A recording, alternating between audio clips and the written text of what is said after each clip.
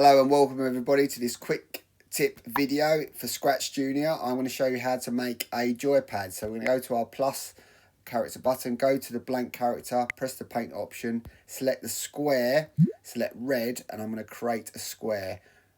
I'm going to fill that now and press the tick button. There's our first button. Now to save some time, I'm going to go to plus character again. This time I'm going to select the character I've already made, go to the paint option and change that to green. The colours are important what we select, so please follow along with this. I'm going to do the same again. This time I'm going to change it to yellow.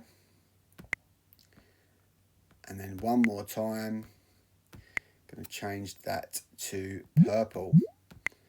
Okay, so now I'm going to code each of these. So I'm with the purple one initially, so go to the start on touch button and send message. I'm going to change that to purple so it corresponds with the button it's referring to. I'm going to copy that code across to yellow, change that to yellow, copy it across to the green, change to green, copy it across to the red, change to red. Now all our buttons are coded. I'm just going to organise them a little bit better so they look a little bit more in line. Fantastic. Now we're going to go to our cat because we want the cat to move when the buttons are pressed. So I use my received message blocks. I like to set them out like they look like in the joypad, and I change them to the colours to represent the joypad.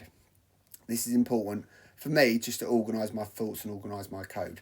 So when the yellow button is pressed, what I want to happen is that the cat moves left once. When the purple button is pressed, I want the cat to move right. When the red button is pressed, I want the cat to move up. And when the green button is pressed, I want the cat to move down. So let's see if that works. Press the red one, up they go. Green down, yellow left, purple right. And we are done.